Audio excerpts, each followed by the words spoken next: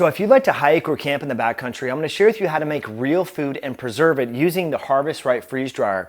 What we have here is grass-fed beef, we have mushrooms, we have sprouted and soaked rice with a little bit of onion and a ton of salt. This is way better than any of the commercially prepared food that you're going to buy at REI or an outdoor supply store. So keep watching and learn how to make real food and preserve it right with the Harvest Right freeze dryer. So this is actually sprouted rice, so I soak it for 12 hours and then I put it in the pressure cooker on slow cook high. Okay, so this is about 4 pounds of ground beef, and then what I did after cooking is I put it in this drain here and let all the fat come out. Normally I'm not, worried about fat, but when you preserve food, you don't want a lot of the animal fat. It doesn't preserve well. So you can rinse it with water and do all that. I didn't do that. I'm not intending to, have this in the kitchen for a year. I'm going to consume this in the next several months, but just remember you want to drain some of the fat. So I sauteed some leeks, some onions, and then cooked mushrooms, and then cooked the ground beef. So I kind of want to make sure that the proportions are roughly similar. I'm not going to weigh it or do anything like that. And so I'm just going to kind of mix this all around. Now some of you might be asking, Mike, why are you having all this rice? Aren't you a low carb guy? When I'm out hiking or backcountry skiing or snowshoeing or hunting or whatever, I like to have carbs because honestly I feel like I recover so much better and have more consistent energy. So if I'm sitting around doing work at home, I'm not having cups of rice, but when I'm in the backcountry, I certainly do. So again, we're just mixing around the grass-fed beef with the rice. We got mushrooms in there, we got some leeks, we got some garlic, we got some salt. I'm gonna add in even a little bit more salt. And when you're rehydrating this, it actually goes really fast.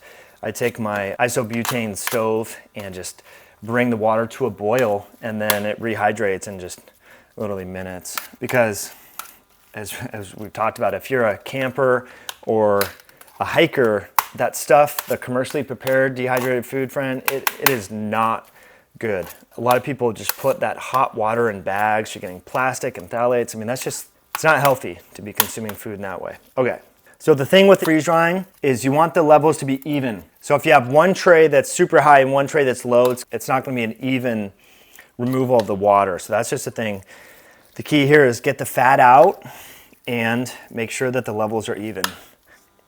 All right, so what I'm doing is I'm using some Redmond real salt on here, being very liberal with this because again, when I'm consuming this food, it's gonna be during, after, or before a lot of exercise in the backcountry. So it's usually around hiking trips, hunting trips, camping trips, and we're moving, we're getting out there and all that. So what I should have done while we're preparing this is actually get the Harvest Right going, but I'm gonna do that right now. So now that my food is prepared, what I'm gonna go ahead and just hit the start button.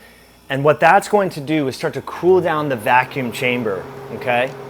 You also want to make sure that on your valve here on the left-hand side, you want to make sure that your drain valve is closed. It's going to be perpendicular to the line, so make sure that's closed, and you have a little jar here so that when the process is finished, you can undo the valve and let the water drain out because that creates the pressure in the vacuum chamber. The second thing, and really most important thing that you want to do, is make sure that your pump here, excuse me, Rains, come on buddy. You wanna make sure that your oil pump here has oil in the midline, okay? So when you get your Harvest Right, it comes with oil, and then you wanna plug it in and make sure it's turned on, okay? And this is turned on. You're not gonna hear the pump go until the 15-minute cool down process has started. All right, so it's been about 15 minutes and the vacuum chamber is ready to put in the food. So remember, we went and pressed start. I had my settings already dialed in. You're gonna customize the settings to your altitude and elevation and so forth. So the machine has told us it's ready for food. So what we're gonna do is we're gonna undo the vacuum chamber. It's frozen, so you wanna go relatively quick. I'm gonna put one in, come back, get the other just to save on energy, keep it cool. Put the other tray like that. Okay, so we're gonna put the last tray in here. You can see it's very, very cold in there. And so we have everything ready to go here. We have the drain valve on the left is perpendicular to the line, meaning it's closed, so it's gonna pressurize.